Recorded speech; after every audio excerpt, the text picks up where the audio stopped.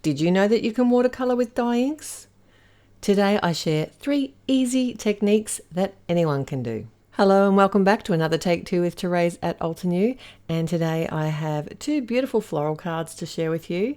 I have the Linear Life Poinsettias stamp set. It also has a coordinating die set, and I love that these sentiments have matching shadow dies. That always makes me happy.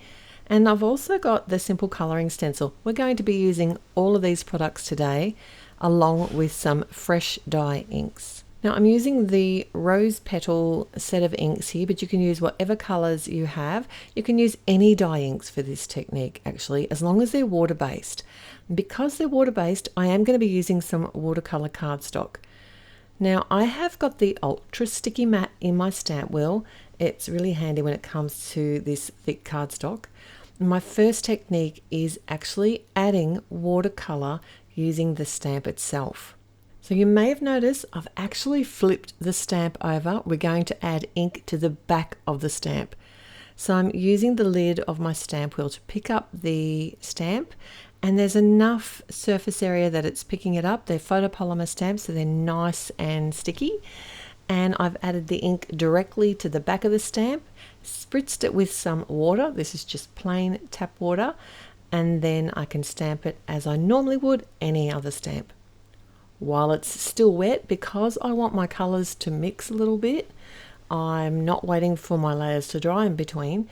I've got a darker pink, it's the purple wine, and I've only added the ink this time to the outside edges of the poinsettias. I spritzed it again and then re-stamped. Now because there's a little gap over this cardstock here, like a little air gap which fits the photopolymer stamp, I didn't have to wait for this to dry in between stamps. And basically I just used the 3 floral images out of the stamp set and covered the whole front of my card. Well, it's not my card yet. It's like the panel that's going to go on my card, which is 4 1/4 by 5 1/2, which is actually the size of the watercolor paper set that Altenew sell. It's a beautiful cardstock, this one. Once I'd stamped out all my images, I did make sure to wait till it dried properly before I came in and re-stamped the actual images again. Now, obviously, these images are going to be reversed, so they're not going to fit perfectly, and I don't want them to fit perfectly. You might notice here I'm protecting my panel with just a sheet of, this is just the packaging off the stencil, but you can use whatever you've got. I couldn't find my acetate, but you can use whatever you've got just to protect the actual panel from getting ink on it until I know exactly where I'm going to stamp. But I just basically moved the stamps around and picked the best portion of the flower. When I say flower, it's not really, poinsettias are actually leaves, of the bracts or the leaves of the poinsettia, and re-stamped the actual outline image over top. I did that for all of these images, and I just love that real washy, loose look that this gives. So if you're not confident to watercolor, this is a great way to get that watercolor look. I stamped a simple sentiment from the Modern Poinsettias set, and I've added the whole panel to the front of a card. I used a nice strong adhesive. It's the 1/2 inch ultra sticky tape from Altenew. You can use whatever strong adhesive. If you prefer a liquid glue, that would work well as well. And I added a jet black word joy from the bold alphabet die set, and I did pop that up. So moving on to our second card design now, and I've got 2 more ways that I'm going to share how to add watercolor to your designs. I told you it's easy so far. These ones are just as easy. I'm grabbing a piece of the watercolor paper pad. It's a nice bright white smooth cardstock that tolerates water beautifully, and because of the size of the pad you get a heap of paper out of it. I've stamped 2 of the poinsettia images using the obsidian ink because it's a pigment ink, and I know that it's not going to bleed when I add the watercolor or the water over top of the image. I've got the ink and just added the ink directly to a non-porous surface. I'm using the medium palette here, and then I'm using it like paint. I'm adding a bit of water to it, picking up the ink with any brush. I'm using a round brush here. I think it's a size 4 or maybe the size 8. And this time I'm actually painting through the coordinating stencil. How easy is that?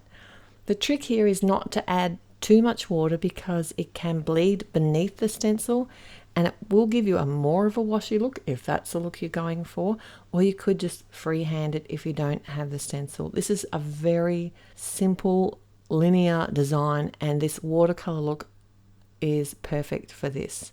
I did come in and add some of the Cosmic Berry, a darker color, just to the center of the poinsettias as well. So for my third technique, I'm just literally going to be painting with the dye ink. I've added the green ink directly to the palette again, and I'm picking up the ink with some water on my brush and just painting it as you would any kind of watercolor. I wanted to add some depth, just a little brush of darker color. It doesn't really matter. It doesn't need to be neat because we're going to cut these up in a moment. And then I've set all that aside to dry while I create a embossed background. I have some navy cardstock here and I've run it through my die cutting machine. And this is the Perfect Poinsettias 3D embossing folder and it's a beautiful folder. I've added some 1/2 inch ultra sticky tape again just to make sure that it holds well because there is a lot of dimension on this panel. And now to create my leaves, I'm cutting up my poinsettias and just placing them until I feel happy. I adhered them directly to the card base and then also popped some up and created my bouquet with 2 of the flowers and 3 of the leaves, and that sort of gives it a nice sort of balanced look. I did stamp out the sentiment on the same watercolor cardstock just so I wanted it to match the flowers, and I cut a second piece of cardstock and layered them up together because I did want to pop that up on the front of the card. So if you've never used watercolors before and you're not sure if it's your thing, using your dye inks that you already have is a great way to stretch your products. Give it a try before you invest in watercolors. You can simply paint with them like I did with the leaves here, or if you've got a stencil you can paint through a stencil like I did on these poinsettias. And this is a really fun way. Use the reverse of your stamp, spritz it with water after you've added the dye ink and get a totally different look. Let me know in the comments below which card's your favorite today and if you're going to try any of these techniques. And I've got 2 more videos here for you to enjoy. I look forward to seeing you there. Till next time, happy paper crafting.